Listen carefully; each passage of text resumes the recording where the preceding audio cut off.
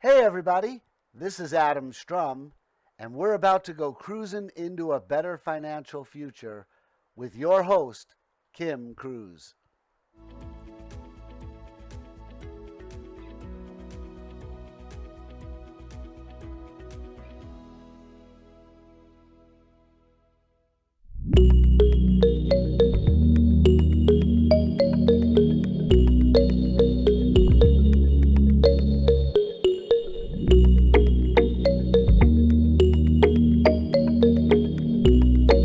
Hey everybody, it's time to go cruising into a better financial future. I'm Adam Strum, and here is your host, Kim Cruz. I am Kim Cruz. I'm a wife, a mom, daughter, sister, friend, entrepreneur, and business owner of Cruz Credit Consulting, but not necessarily in that order. I have over 30 years experience in corporate America and a passion for helping people succeed in all areas of life. And I'm joined by my good friend, Adam Strum. He is the brains behind this production. Adam?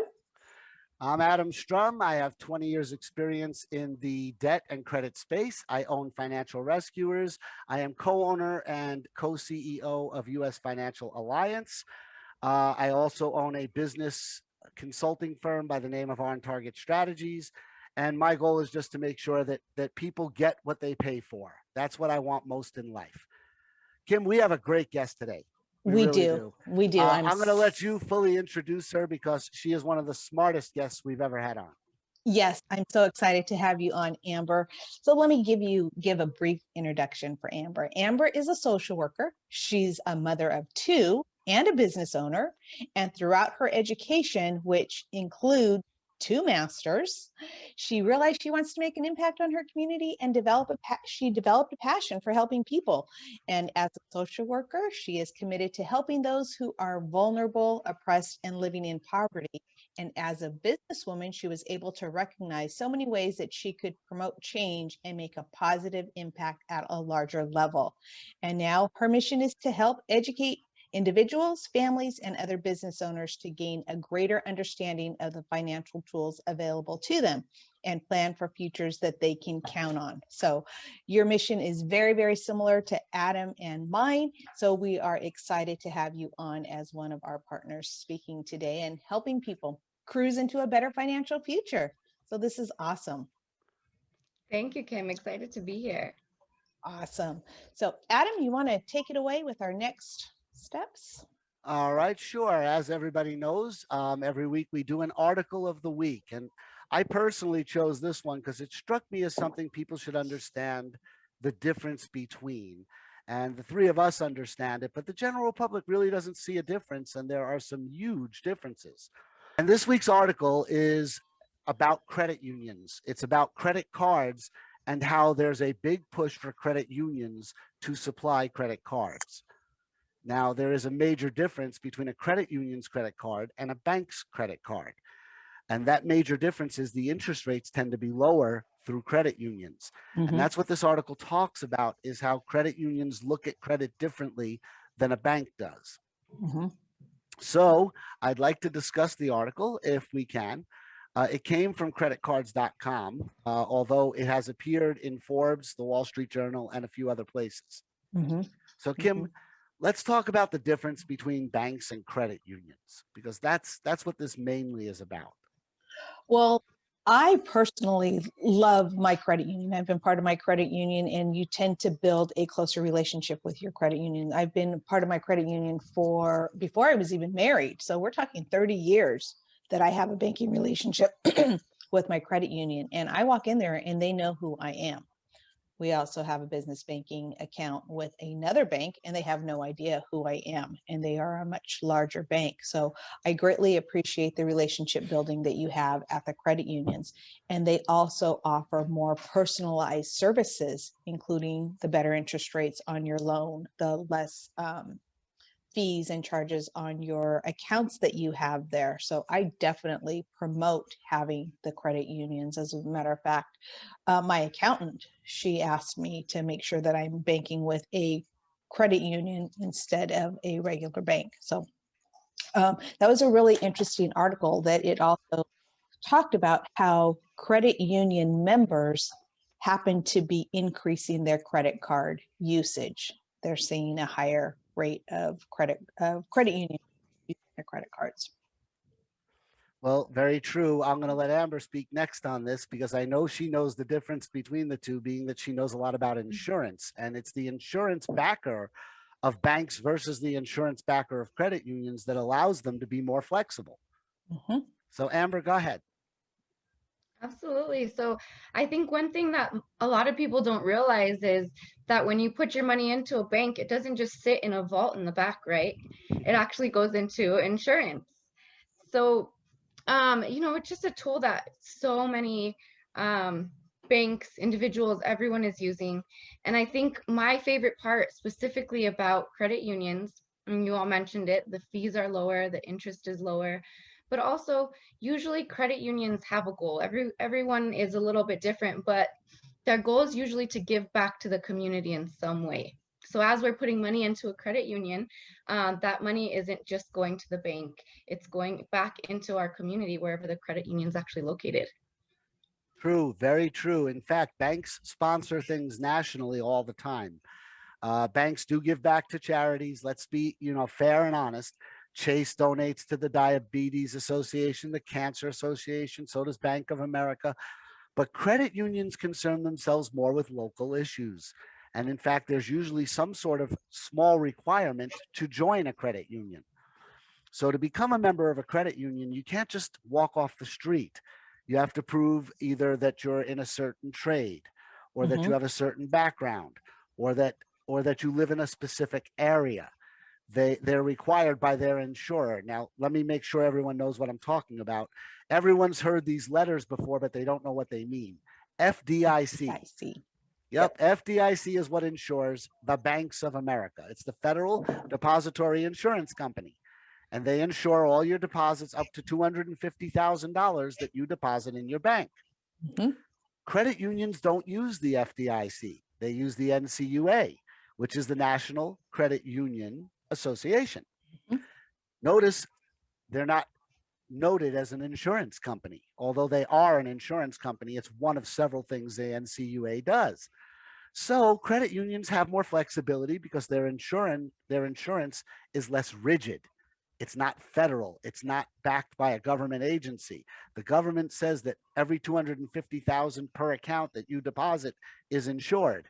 With credit unions, it's still insured, but it's insured through private matter, not Mhm. through a government agency. This allows them to contribute to their communities more, to have much more flexibility on minimum account balances and whether or not there's a monthly service fee. Um, Car loans, especially, not just mortgages, but car loans are the number one thing that is definitely better to go to a credit union for than a bank. Absolutely. Yep. You will get much more flexibility. You'll get more free months where you don't have to pay. You'll get a whole lot of better service out of your credit union. Mhm.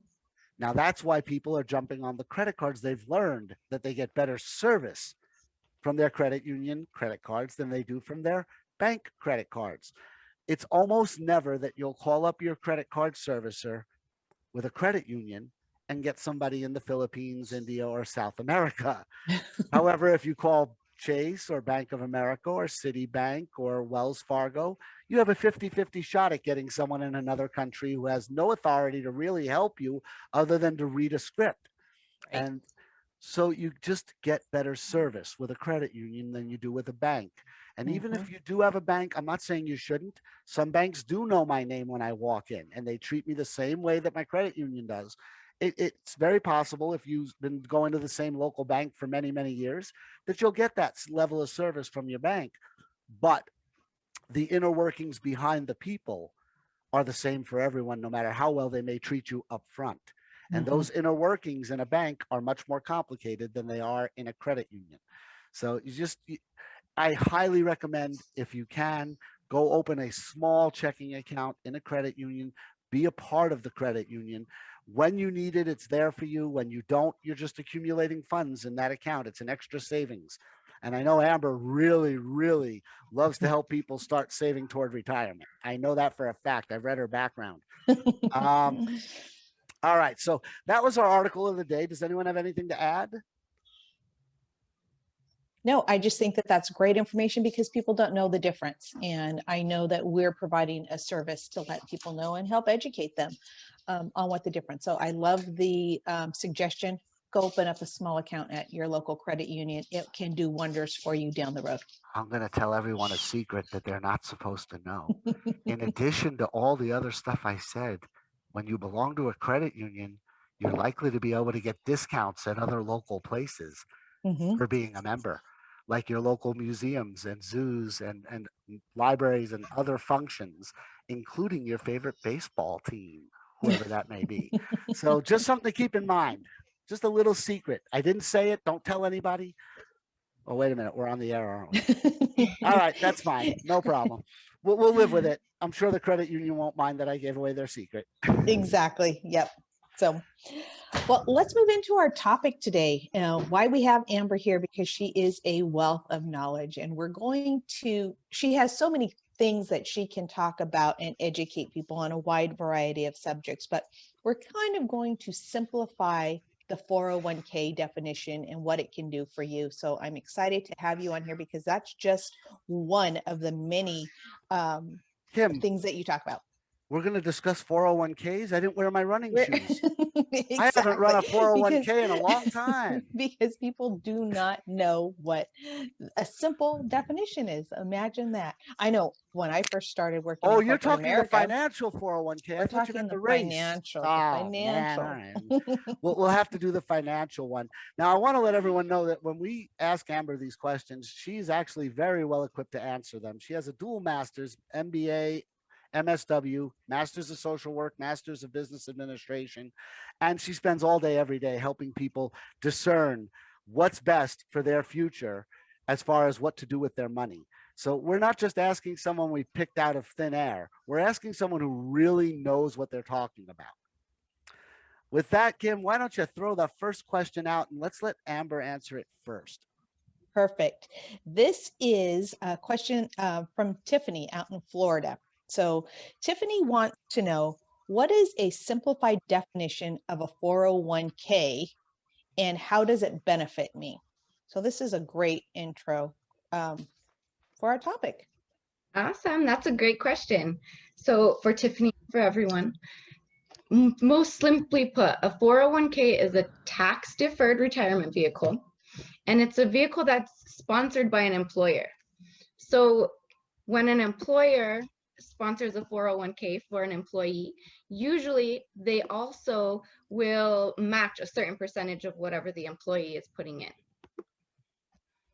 So biggest things with the 401k is it's going to be tax deferred. So you're going to put your money into that account before you pay taxes. And it's sponsored by the employer. So we were talking about benefits. There's benefits to having a 401k, and every employer is different. So that's something you really want to find out. You know, what are you matching? Okay. And I know, like I mentioned, me as a corporate newbie, when I first got out of college, I was working for a major transportation company and they offered a 401k. But I mean, you're in your 20s, early 20s, and you're getting a big paycheck and you want to spend your paycheck and you want to drive that new car, in my case, two cars. And 401k was the last thing on my mind. I had no idea what it even was. So I know that we have an audience of a lot of W-2 employees.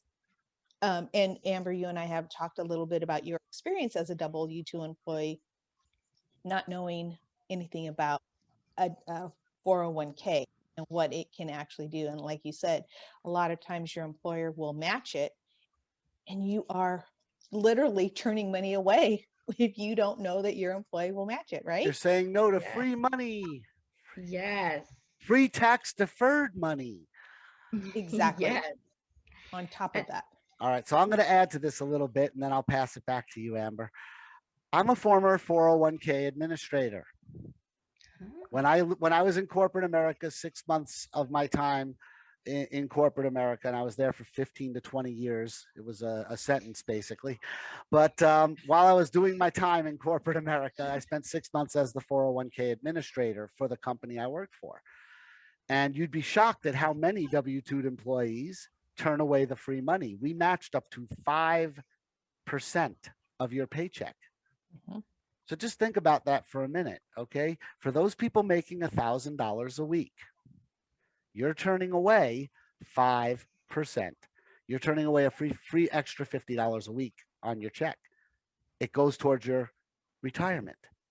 It's sort of like parents putting away money every week toward their child's college fund. Same thing. Same idea. The company's willing to match it. So if you just put 50 a week, that's it, just 50 a week, you're actually putting in 100 and you pay no taxes on it. And if you have someone like Amber or like Courtney from last week or any of our guests, pretty much our fiduciaries this way, um, all of our guests would be able to advise you on how you're able to get your money out of the 401k and never pay taxes on it. Because there's about 10 different ways you can withdraw your money from a 401k at a proper age and never pay a penny in taxes. So all this money is free money that never gets taxed if it's done right. And I think when we talk about it being tax deferred, I mean, yeah, we say that it's not being taxed, but it is such a small impact on your overall paycheck when you take that away and put that in the 401k plan. You don't see that big of a hit. And especially when you start this from the very beginning or as soon as you're eligible to start contributing to the 401k, it's highly recommended you do. Even if it's just the minimum, even if Mhm. it's just the, because as Amber's about to elaborate, because I can see her, I see the gears turning in there. It's not only that you're saving this money is earning interest. This money is not only earning interest, it's earning dividends and interest, depending on what diversification your 401k has. So it could be earning interest from bonds at the same time earning dividends from the stocks that are invested in as part of your 401k. Because what your 401k is a portfolio run by the company administrators and by the 401k administrator.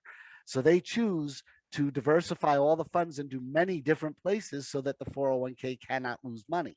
Mhm. Amber, go ahead. I'll let you run wild on that because I know you know more about that than even I do, and I'm a former administrator.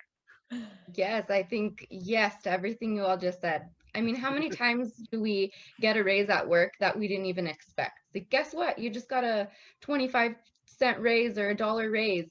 And people don't understand the benefits of having a 401k. So when they get that raise, they're like, I can go eat out more, or, whatever their favorite thing to spend money on, right?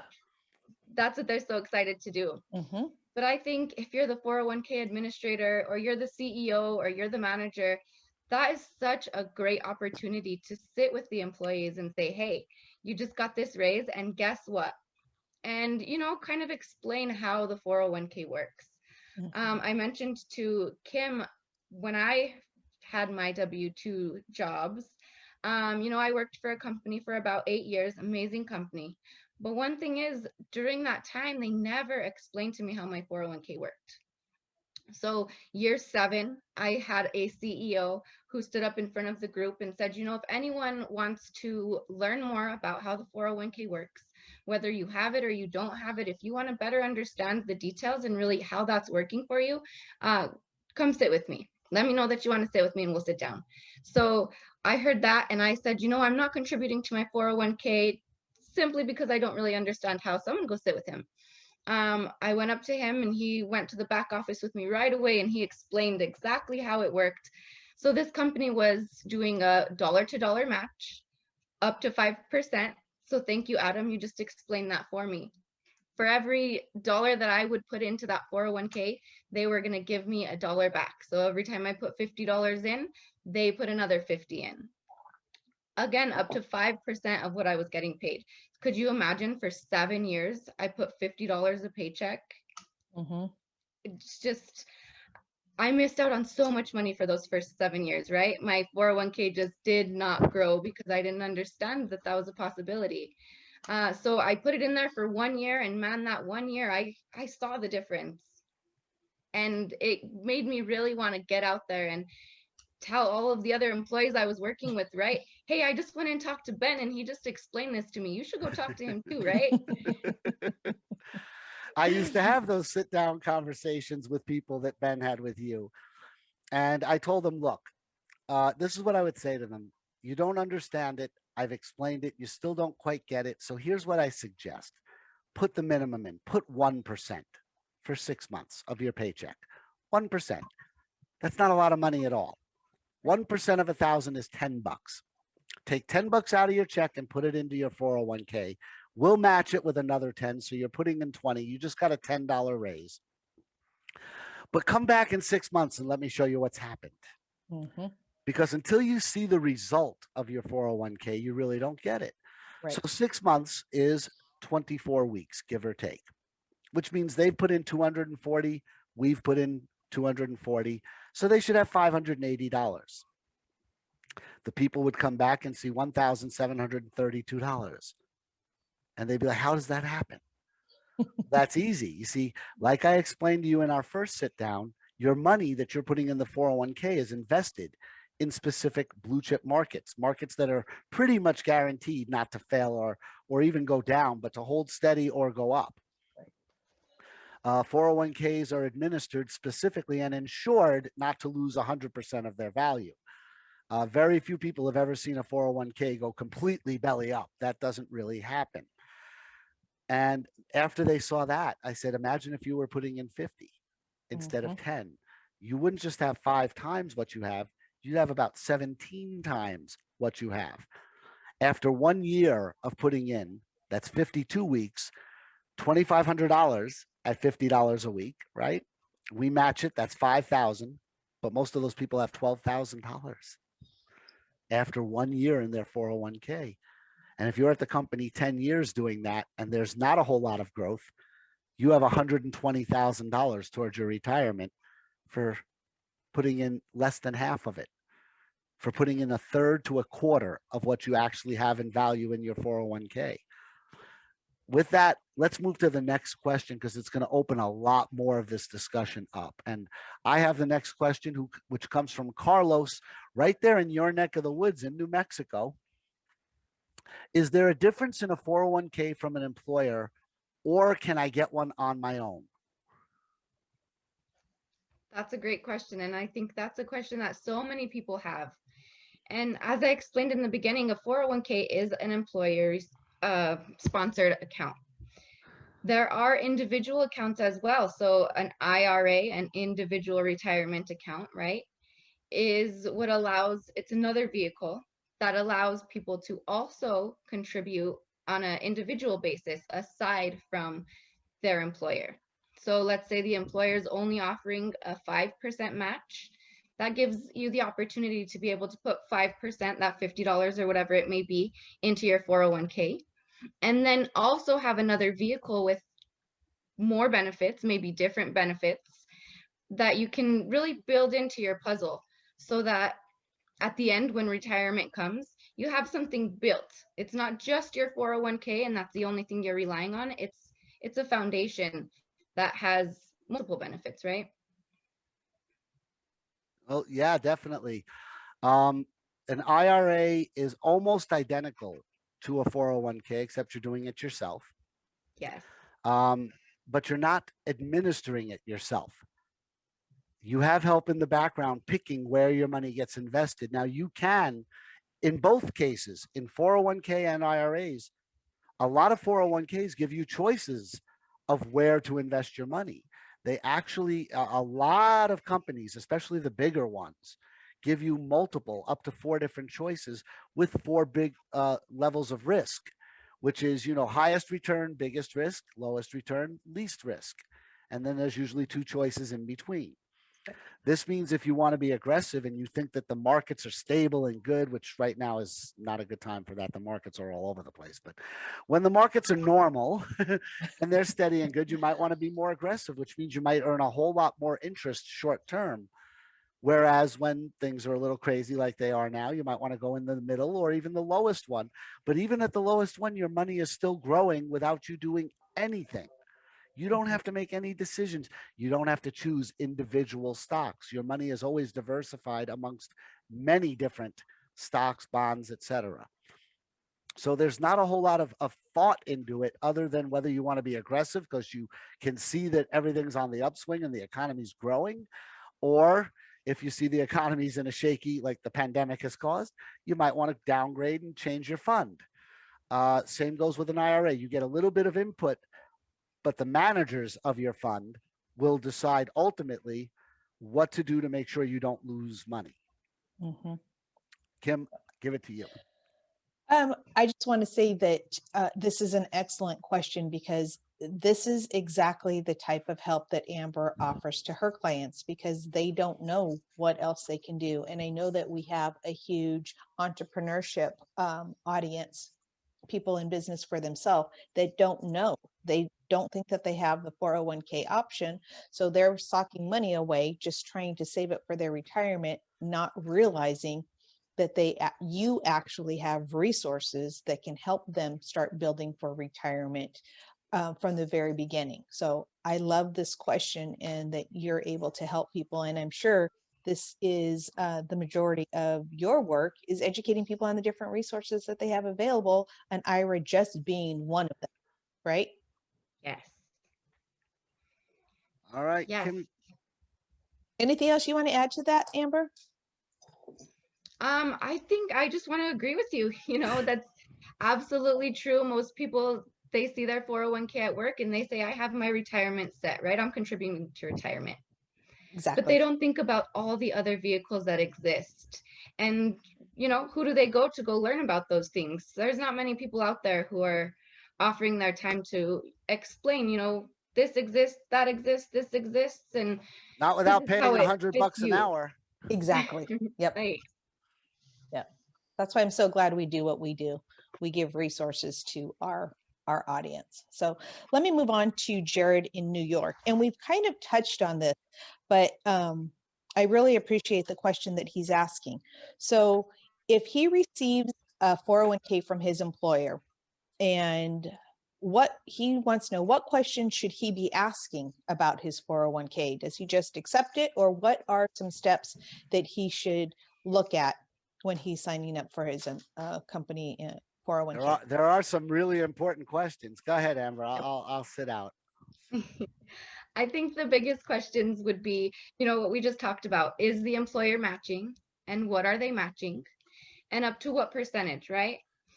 I think one of the biggest things, though, when it comes to getting information about your 401k from employers is, right, the reason why most of my GMs throughout my 8 years never explained my 401k, the biggest reason was because they didn't understand it themselves, right? They were also employees, Mm-hmm. and who explained it to them? Mm-hmm. So I was lucky to have a GM who was knowledgeable and said, look, I understand this. Anyone else who wants to understand this, come to me. But for the most part, our managers are employees themselves who likely learned about their 401ks from their managers, right? So being able to reach out to someone who really understands the ins and outs of 401ks and retirement in general is an advantage because you get to learn not only the details of how that particular employer is running their 401ks, but also how it can benefit individually that person and, in what ways. Exactly. And unfortunately, I think that corporate America, I have 30 years in corporate America, they do their employees a disservice in this area because they're not educating them on what they are offering them. It's just an added benefit, and that's all they tell you. An added benefit, sign up for your 401k, but no other explanation. With 30 years in corporate America, yeah, I would say 4 different major companies, not one person ever explained to me what a 401k was. All right. So I'm going to put up the bulletin board. Here we go. If you're in corporate America, if you work for a corporate entity, not just a mom and pop shop or a small company where there's 15 employees, but if you're in a big company, go to your human resources department. They will have pamphlets, booklets, flyers from your 401k manager, whoever it may be. A lot of them are managed by companies like Merrill Mhm. Lynch and MetLife and very Fidelity. big. Yep. Fidelity is one of the biggest, to Yeah. be honest. But they're managed by financial firms. That's the whole point. Is these financial firms, they're tasked with making sure that 401ks stay solid. You also, that's something you want to look at too, is who manages your 401k. And if you don't recognize the name, do your research, Because if it's not a big name and a well established financial firm, you may only want to contribute a little because you're not on solid footing. There have been failures in the industry. There have been FBI investigations. Enron's 401k, for instance, was completely decimated. When the Mhm, Enron mhm. scandal hit, every employee lost their pensions and their retirement savings because Enron was stealing money from their 401k and their pension fund. Mhm. If it's managed by a big firm, a firm that's well known, Price Waterhouse, Fidelity, any of the major financial, backing firms, you're 99% safe.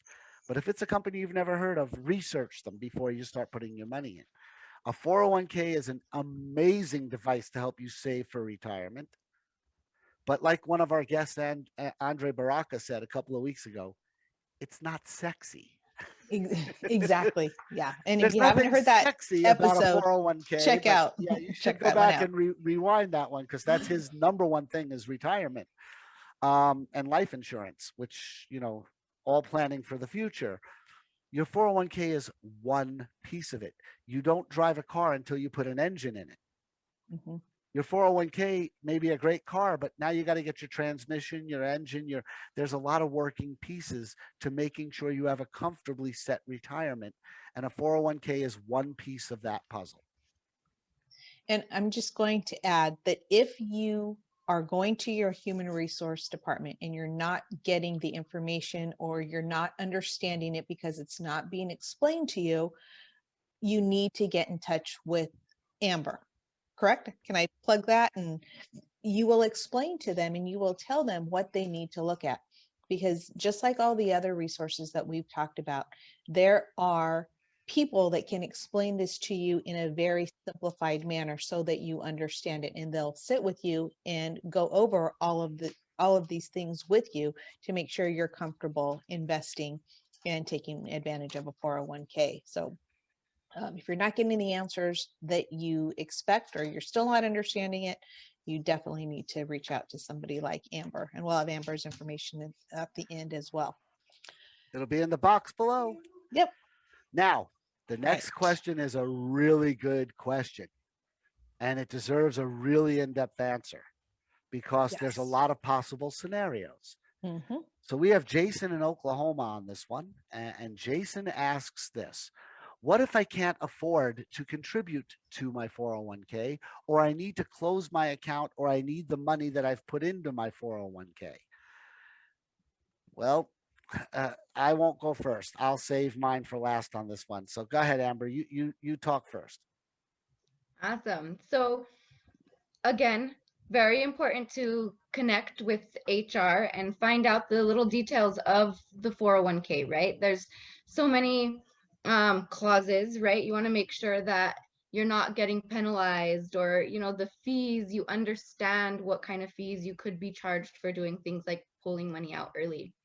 But this is another example of why diversifying is a good thing to do when it comes to retirement and savings in general. So there's so many vehicles. There's your 401k, right? There's your IRA. We've talked about those too. But there's also vehicles such as insurance. There's annuities. There is stocks, of course, that will allow money to grow and will allow you to save for retirement. And some of these vehicles give you the ability to eliminate some of those fees.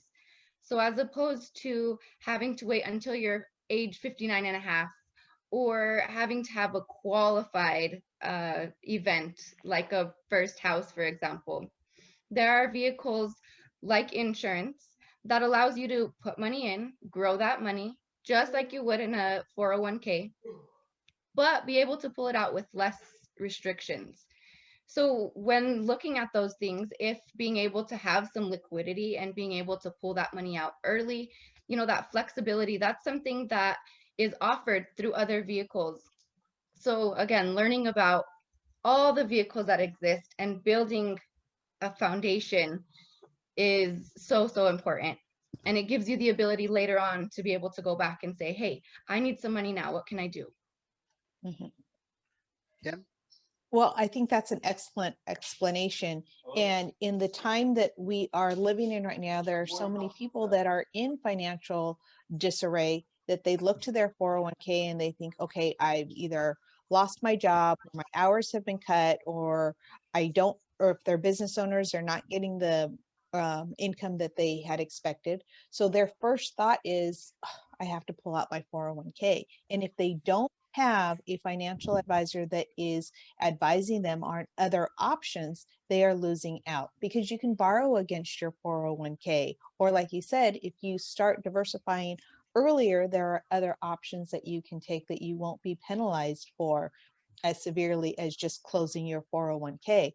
So, if any of our audience is in that situation, and they think that that's their only option, get advice first. Don't just go and pull that out, because there are other resources that you have available that will prevent that and still keep you on a good path towards retirement. Hmm. Adam, you're jumping. You're jumping. Mhm. Okay. There's only one reason on earth, no matter how bad your situation is, to close your 401k. A court orders you to. Other than that, there is no reason on earth you should ever close your 401k. And I'll explain. No matter how dire your situation is, okay, 401ks can be closed and you can take the money out. You'll have to pay all the back taxes you owe on it and a penalty.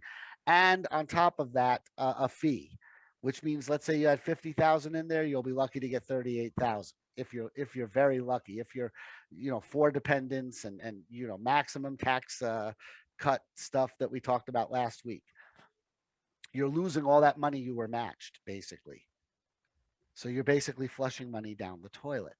A better option, if you have no other vehicles to go to, is to borrow from your 401k. There's no penalty when you borrow from a 401k.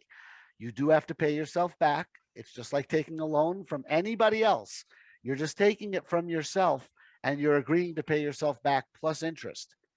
However, you're going to lose money that way too, because the interest that you're required to pay yourself back is usually right around 4%. And the interest you're earning if you don't touch the money is right around 10 to 12%. So you're losing a ton of interest during the time you're paying yourself back, and you're shorting yourself for the future. Meaning, you take 5,000 out of your 401k because you need to buy another used car. Your car died, you need a used car. 5 grand will get you a used car. Okay, so you borrow 5,000. You say, I'll pay it back over the course of a year. Well, for that year, that 5,000 is not earning 12% interest. Well, that's about $650 extra. So now instead of 5,000, 5,650. On top of that, you're paying yourself back 4%. So now we're at 5,850. The cost of your borrowing from your 401k, if you add everything it compiles, if you add everything, is going to be about 26% of the 5,000 you borrowed that you're losing, that you're just simply making evaporate. There are definitely better options that Kim can go over, I can go over. There are personal loan options. There are options of borrowing against your life insurance policy if you have one and you're smart enough to have set one up. Or another vehicle that Amber didn't even mention earlier, a money market account. A money marketing account is a checking account that acts like a savings account. That's the simplest way to put it. Money market accounts are where banks actually invest in mutual funds with your money. So your interest rate is usually 3 times whatever the going rate for a simple savings account would be. And this is a great tool as well. It's just a tool. It's not the only thing you should do, but to have $500 in a money market and just let it sit and grow over 25 years, you'd be shocked how much is there when you go to withdraw it. It's usually a 5-digit number minimum from your simple $500 that you started with. If you do nothing, if you just forget that you have it, lock it in a safe and forget that you put the 500 there, and you'll end up with $13,000-14,000 when you're ready to retire right there. If you do contribute to it every week, putting just $10 a week in, that 14 could be 50 easily. Yep. But you can withdraw with zero penalties and zero interest from a money market account because it's your checking account. Right. So, there are lots of other vehicles that we can all guide you to get the money you need for the immediate problem you're having now. The good news with a 401k specifically, though, to address his exact concern, is if you have a severe financial hardship, one that would result in a bankruptcy if you didn't get into your 401k money, most of the penalties and interest and fees get waived. The taxes do not. Taxes never get waived.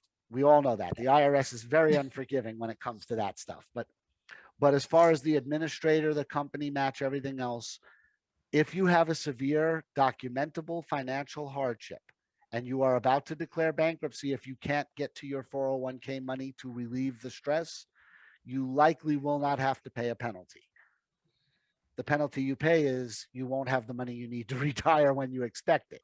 That's the Exactly. penalty. Which is huge. Yep. Okay. Huge. So That just comes from my history administrating these things. God knows I had to review those financial hardship papers and decide whether or not they were even worthy to go to the next level to be reviewed by the actual company that managed the 401k, because it's got to clear two hurdles in order to get approved. One is the human resource hurdle, which was me as the administrator. And if it clears that hurdle and we believe what we see on the paper and the documentation proves it, then we forward it to the actual company that runs the 401k, and they decide yes or no and cut you the check. Whoa, that's a lot. Okay. Kim, get the final question out there and let's play some chess. Yep. This is from Kelly in California. So Kelly wants to know if he can make changes to his 401k. Is that possible, or does he just accept it and take it as is? I'll go first. So this way I can be quiet and listen to you two for a while. Okay. The answer is yes, of course. And you should be making changes to your 401k. If you're not, you're doing something wrong. 401ks are diversified funds. Like I said earlier, there's usually at least 4 choices in most 401k packets for you to where your funds are directed, into which type of account they're being held. In addition to that, the amount you put in to your 401k, you can fluctuate that throughout the year. Some people preset it, knowing that the end of the year is very expensive due to Christmas and maybe some birthdays and other things. So they know they want to put less in at that time. You can let your HR coordinator, whoever it may be, or the owner of the business in a smaller business, or whoever he has doing his office management, that becomes the default HR.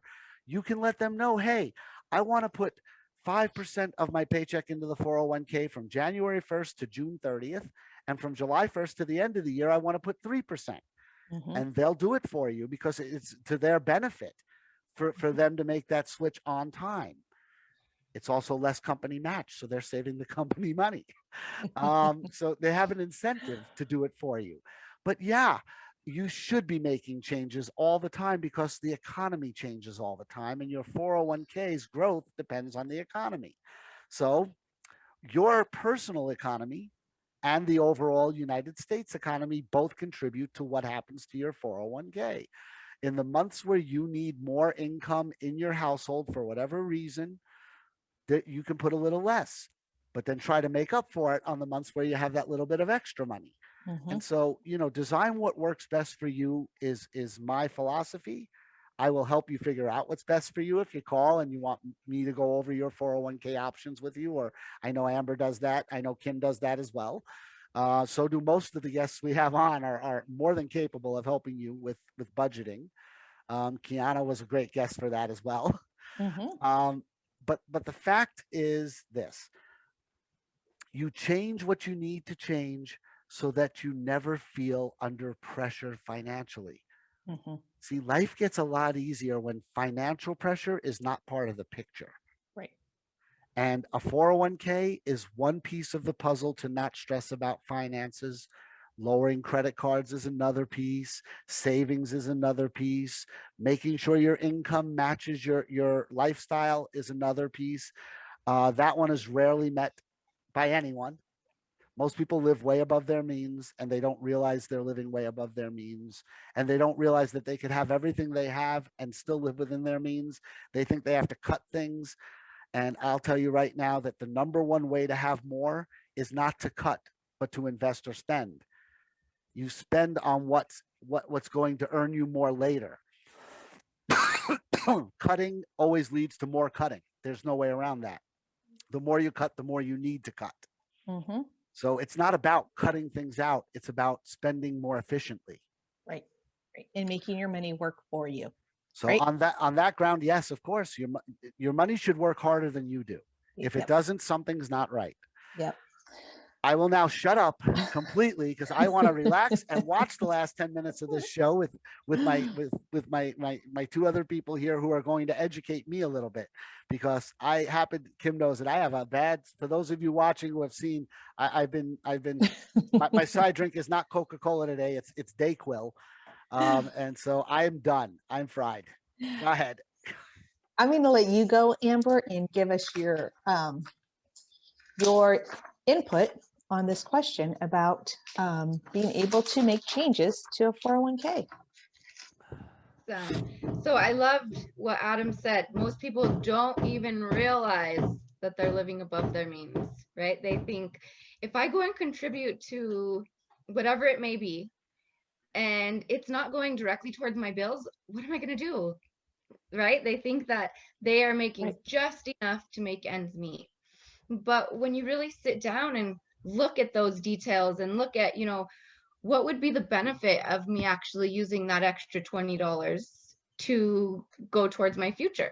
Maybe it's not going to buy me a meal today, but what's going to happen with that $20 10, 15 years down the road, right? And so I think when it comes to making changes to your 401k, it's so important for people to do that just so that they understand it more, right? People think it's going to be so much less stressful, right? I signed up for my 401k, now I can just leave it alone, forget the stress, just let it be, right? But I think that stress is reduced when you do go out and make those changes and learn the details, because although it may be nice to just avoid it and just let it grow as it's going to grow, when you're able to sit with your HR person or a financial advisor or someone who understands the back end of what's going on, and even just getting those basic details, you get to sit at the end of the night and say, okay, I know for sure that my 401k is growing the way I need to. It is connected with companies that I can trust. And, those little details that keep some people up at night, like, I haven't seen my 401k in 3 years. I haven't even looked at the balance, right? They're glad it's there, but they're hoping, fingers crossed, that it's going to grow the way that their employer said, right? So to be able to really keep up with what's going on and be able to understand that, oh, the economy just changed, this part of my 401k is going to be affected, I'm going to go fix it. The only way to know to do that is to have sat with someone before who, taught you that that is something that is possible and can happen, right? So even if you're not planning on making changes to your 401k, sitting with someone, getting the details, and knowing in the future, just in case something changes, what can I do? That's excellent information. And just to put in my 2 cents on this, I mentioned it before, if you're not getting the answers that you are looking for from your HR, you definitely need to have somebody in your back pocket that's in your corner, that's working for your best interest, that can explain all of this to you. And Amber, what would you suggest would be a time frame? This should actually, let me back up a little bit. This should be part of your regularly planned review every year. Every year, this is something that you should be taking a look at. Is it yearly? Is it quarterly? Is it every 2 years? What would you suggest that somebody review their 401k? What time period? I would say every 6 months, or when there's a major event. Okay, that's good information. And with that, I want to open it up to let you talk about some of the other things that you do as well, because as Adam has said, The 401k is just a very, very small piece. And I wanted to do this segment so that we can simplify it and allow our audience to understand what a 401k is, because some people just know they have it. And like we've mentioned throughout, it just sits in the back of their mind and they just let it run. But what are some of the other things that you do that you can help people in their financial world? Yeah, definitely. So I've talked a lot about diversity, and that is a big thing that I teach to people that we sit with. So, of course, 401k's, IRAs, stocks, we all know a ton about those types of vehicles, and they're so important to have, especially if your employer is matching. I just want to emphasize, put money into your 401k if your employer is matching, because it's free money. But aside from those, so 401k and IRA stocks, those are an example of variable accounts. So as the stock market fluctuates, so is the account, right? Now there's also fixed accounts and there's indexed accounts. So this is a concept that we teach to people to help them to diversify. So as opposed to only being in those variable types of accounts, there's of course your bank, your savings, money market accounts that are going to grow at a fixed rate. So they're gradually going to go up. And then there's indexed accounts as well. So those would be like insurance or annuities, for example. And those are going to give you the ability to, have that safety like you would in your savings account. You're not going to lose any money, but also be able to take advantage of growth. So when we're looking at a fixed account, we have safety. Our money is going to grow gradually. We're not going to lose any, but we're likely not going to earn a ton. When it comes to our variable accounts, like our 401k's and IRAs, we're going to be taking some risks. So there is a chance that our money is going to drop and not just always go right up. But also there's the potential for growth. So if the market really has a great year, you have the potential to really increase your account and grow your money for retirement. Now, indexed accounts are kind of like a mix between the two. So you have the ability to grow your money with safety. So there's a floor. When the market drops, as opposed to the money dropping, it's just going to flatten out. So you're not going to make any money that year. You're not going to lose any money either. When it comes to growth, there's also a cap.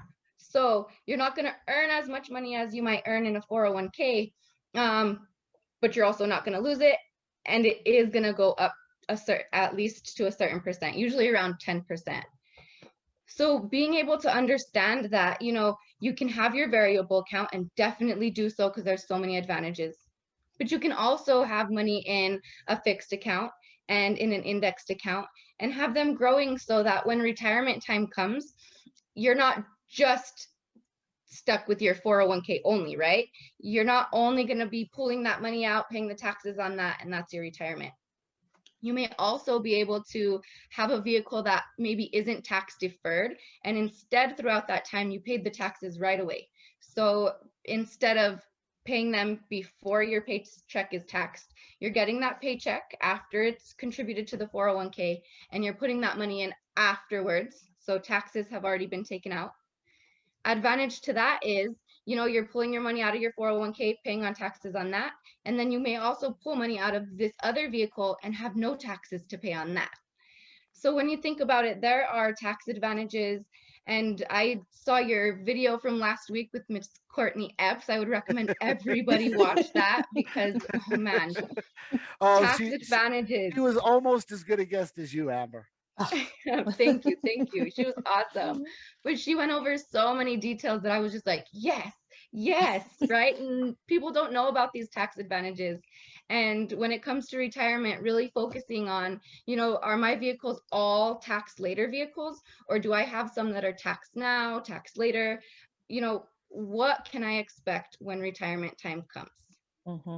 And to be able to really sit with someone, diversify that, and be prepared.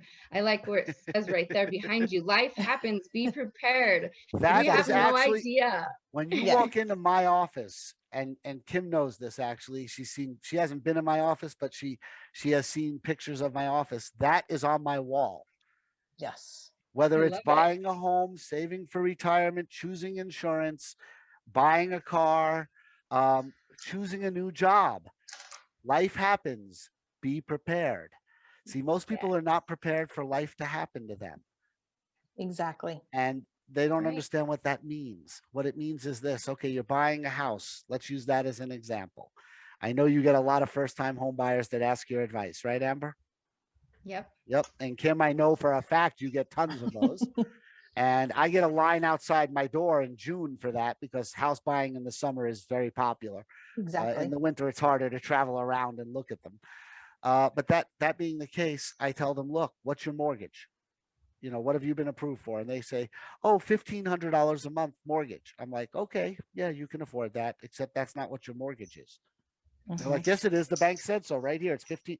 I'm like, no, no. You see, you're not counting the septic tank breaking down twice a year, your hot water heater going on the week that you don't go to work because you're sick. You're not counting. You're not counting the inspections needed and the exterminator twice a month that you're going to need to not have termites. And you're not counting life happening, and life will happen. No Yep. matter what your insurance is, there are things that are excluded from insurance, like for instance, floods. Mhm. Okay, or I got one for you, snow in Texas. Okay, life happens. Yep. Texas Exactly. swore we'll never have snow, it'll never happen, it's impossible. And then all of a sudden 500,000 people are without power and water because there was snow in Texas and they Exactly. weren't ready for it. Right. Life happens, be prepared. So I prepare them and I say, look, whatever your mortgage is, add another $300-400 a month onto it because you're going to need that. And if you don't spend it, put it into a savings account because something bigger is coming later. Exactly. Yep. One of the other things that I want to add is no matter how young you are in your financial journey or how old you are in your financial journey, it's in your best interest to have somebody like Amber that you can go to.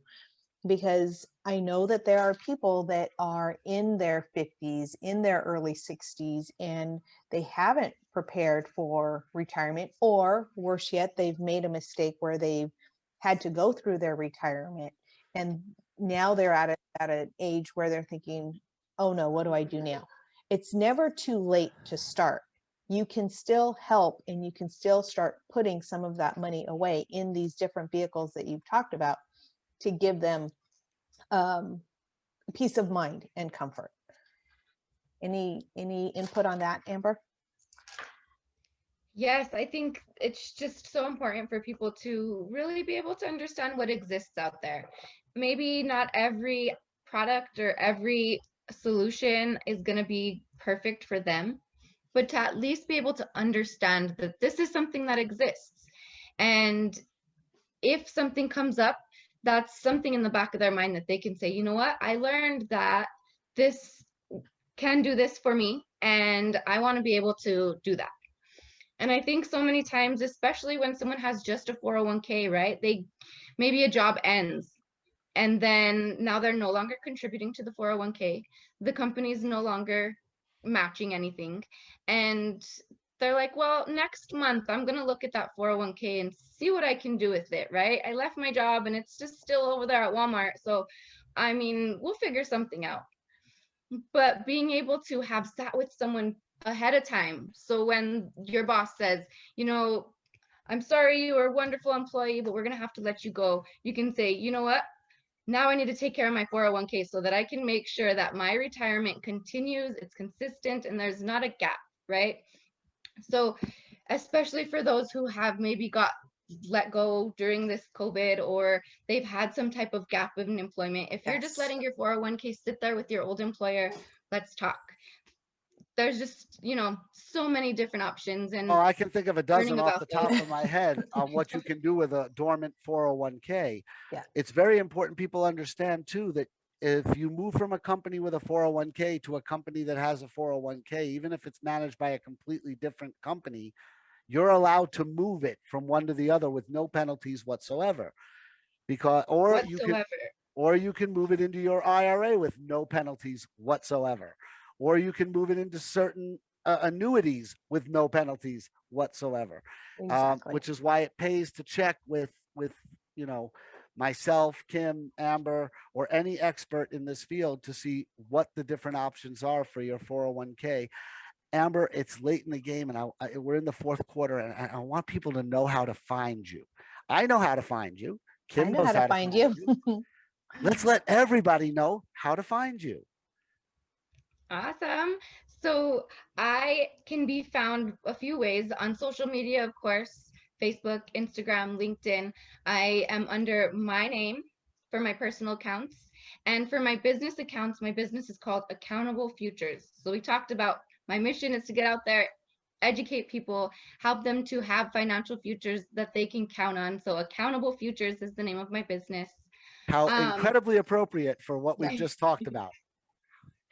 And social media is really the best way to find me, or you can send me an email. My email is my name with my middle initial, Amber C Nolasco at gmail.com. And anyone who has questions, that's the best way to reach me. And I'm quick. So reach out. I'd love to answer your questions and even just educate you. If you have no question and you just want to know, what were you talking about when you said variable fixed index? Like, what does that mean? Reach out.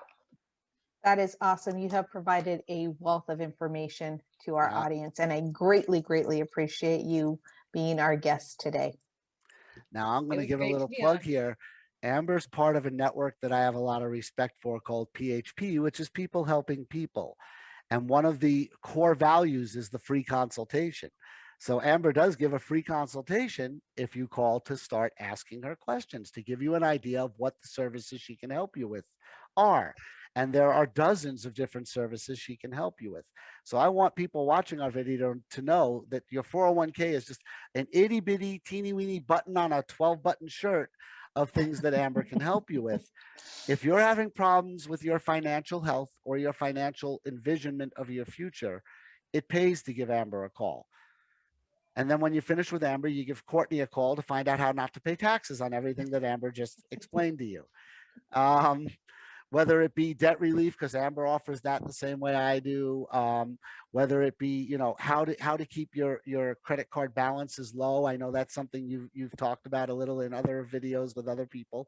Um, she's a wealth of information. I've enjoyed having her as a guest. I really have. Um, we don't have anyone on that we don't highly recommend, but I seriously highly recommend go get your free consultation. Get your future started now, because when your future becomes your present, you don't want to be short. Exactly. Yep. So, Yes. and if you Thank you have, both so much. It was wonderful to be on with you both. And I learned a bunch from you too. awesome, We awesome. try. We try. Occasionally, I get lucky and educate someone about something, but it doesn't happen often. Give me an email, by the way, Amber, if you want to be part of the special I'm putting together for late April, early May. I'm going to be doing a special that's going to have 50 faces on the screen and one topic only: universal basic income. You've heard of this, I'm sure. This is where the government will give every single American citizen 18 or up a specific amount of money every month to meet their basic, just their basic needs: rent, food. That's pretty much it. So I think it will fix capitalism. That's my opinion, and I'm going to give a whole speech on it. Everyone will get 5 minutes to speak when I hold the special. If you'd like to be part of that special and you have an opinion about universal basic income, good or bad, I take both sides of the street. Just shoot me an email, let me know, and I'll get you added to the list of experts I want to have on. That sounds great. I'd love to learn more from you about that. Awesome. And Cool. Adam, if anyone has any questions for us, how do they get in touch with us? Let's see. Carrier pigeon. No. They can email their questions to us at questions@cruzin, CRUZIN, into a betterfinancialfuture.com. Or they can look for my info, Kim's info, and all of Amber's info at the bottom of the screen in the description of this video. That's how they get in touch with us. Exactly. All right. Well, thank you again. We had a wonderful time, and we will be back next week, right? Yep. Next week, as we continue cruising into a better financial future. That's the way to go. See y'all next week.